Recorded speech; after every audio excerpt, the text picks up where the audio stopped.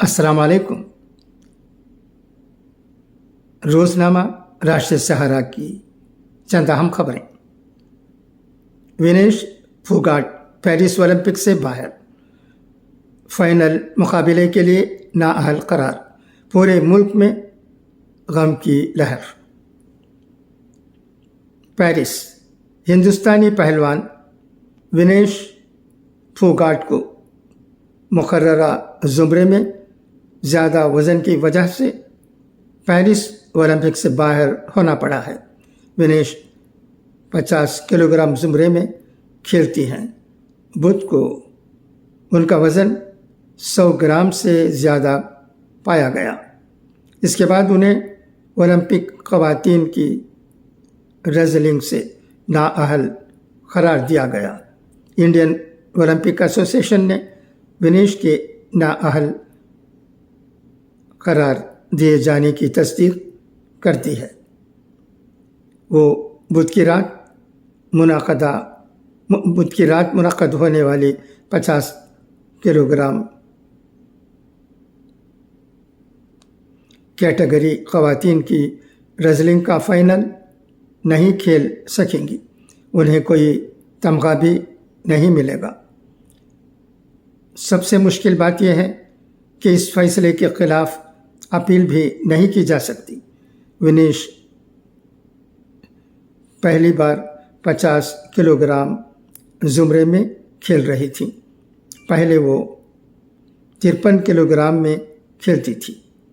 Media reports میں بتایا گیا ہے کہ اولمپک سے باہر کیے جانے کے بعد ونیش پھوگاٹ کی طبیعت بگڑ گئی ہے اور انہیں اسپتال میں داخل کرایا گیا ہے۔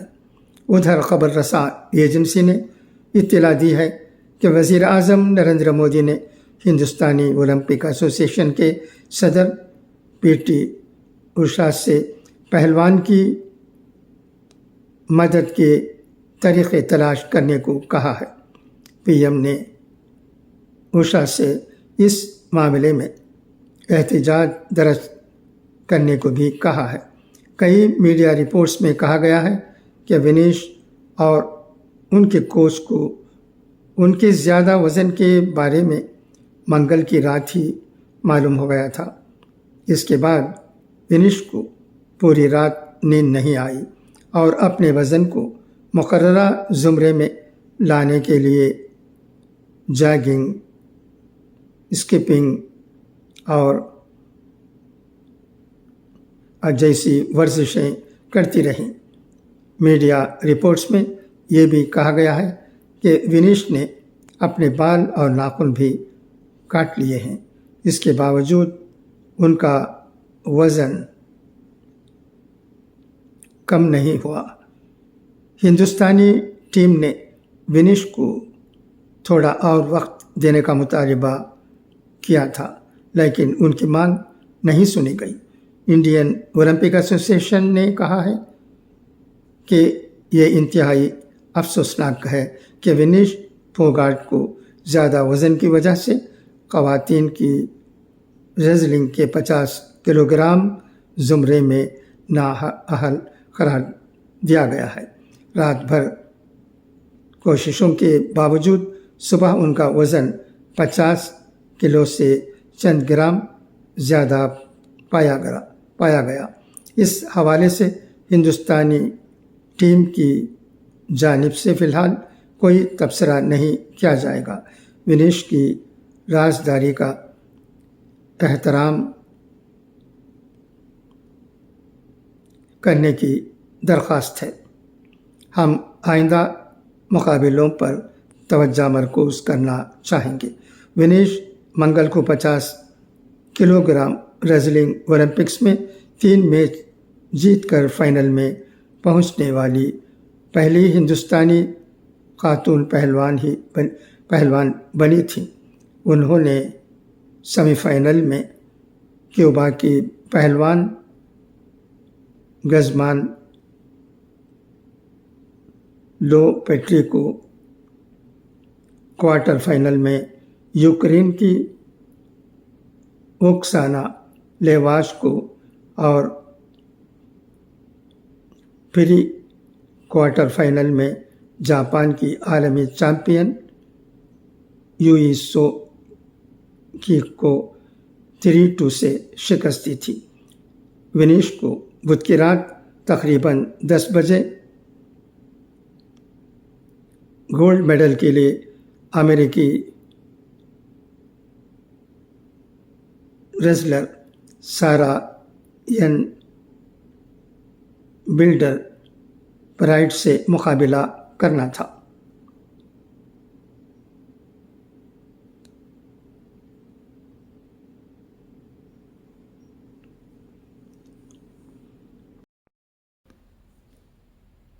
हालांकि सुप्रीम कोर्ट ने किसी हंगामे सूरत हाल और हिफाजती इक़दाम के बगैर किसी इंसान को सीवरेज लाइन में दाखिल होने पर मजबूर करने को जुर्म करार दिया है, लेकिन ये जुर्म पूरे मुल्क में धड़ल्ले से हो रहा है।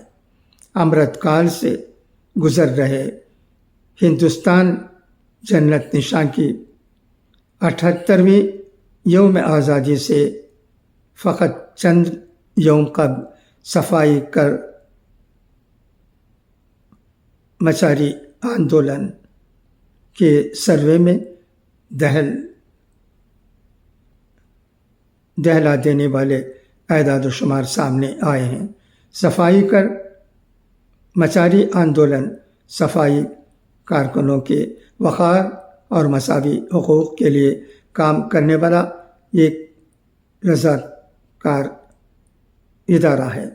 इस इदारे के जारी किरदा आदाद शुमार के मुताबिक हिंदुस्तान में रवां साल फरवरी और जुलाई के दरमियान में होल्स और सेप्टिक टैंकों की सफाई करते हुए उनमें से निकलने वाली जहरीली गैसों की वजह से 43 सफाई कारकुन हलाक हुए हैं। कानून के मुताबिक हिंदुस्तान में दस्ती सफाई एक ममनुआ अमल है। ये कानून आज से नहीं बल्कि 1993 से नाफिज है, लेकिन इस पर अमल कहीं नहीं किया जाता है। इसी साल हुकूमत ने 3 बरसों के लिए कौमी कमीशन बराए सफाई मुलाजिमीन तश्कील दिया, जिसकी मुद्दत में मुसलसल इजाफा किया जाता रहा है। मुख्तलिफ एक्ट और क़वानीन के तहत मुसलसल तोसी हासिल करते हुए ये कमीशन अब भी बाकायदा हयात है, लेकिन सफाई कारकुनों की बाज़ाबाकारी के हवाले से उसकी कोई सरगर्मी कभी मंजर आम पर नहीं आई है। इस सिलसिले में चलाई जाने वाली एक तहरीक के बाद 2013 में उस वक्त की हुकूमत ने हाथ से गंदगी की सफाई ख़त्म करने और सफाई कारकुनों की बाज़ाबाकारी का कानून मुतारिफ कराया था। नीज़ हाथ से सफाई के खात्मे का ऐलान करते हुए कहा था कि अब से इंसानी अखराज और जिस्मानी फजलात की सफाई करने वालों को जहरीली गैस जरासीम वगैरह से बचाने के लिए ज़ाती हिफाजती सामान दिया जाता है, लेकिन इस कानून पर अमल दरामद में हुकूमती बेहसी की वजह से ये सिलसिला बदस्तूर जारी है। इसी कानून का हवाला देते हुए 2018 में मोदी हुकूमत ने बाकायदा ऐलान किया कि हिंदुस्तान में हाथ से सफाई करने वाले नहीं हैं। गंदगी और गलाजत की सफाई का सारा काम अब आलात की मदद से होता है, लेकिन हकीकत यह है कि सफाई कर्मचारियों को आलात के नाम पर दिए जाने वाले सामान में अमलन सिर्फ एक टोकरी और एक कपड़े का टुकड़ा होता है। ये हिफाजती सामान लेकर गटर में उतरने वालों की जब मौत वाक़ा हो जाती है تو انتظامیہ کہتا ہے کہ ان کارکنوں کے پاس سیلف ڈیفنس کا سارا سامان موجود تھا۔ جو کچھ ہوا وہ ایک حادثہ ہے اور انتہائی افسوسناک ہے۔ امرت کال کا نقارہ بجا کر سیاسی میدان مارنے والے وزیر اعظم کو چاہیے کہ وہ صفائی کارکنوں کی اصل صورتحال کی جانب بھی توجہ دیں۔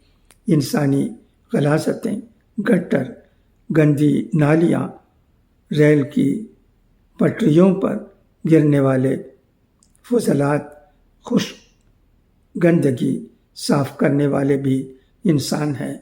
صفائی کا یہ عمل ویسے بھی انسانوں کے لیے انتہائی ذلت آمیز ہے، ایسے میں ان کی اموات سے مجرمانہ چشم پوشی انسانی حرمت کے منافی ہے۔ خدا حافظ، فی امان اللہ۔ حضرت امام حسین رضی اللہ تعالیٰ عنہ کے اقوال زرین سنیے گا۔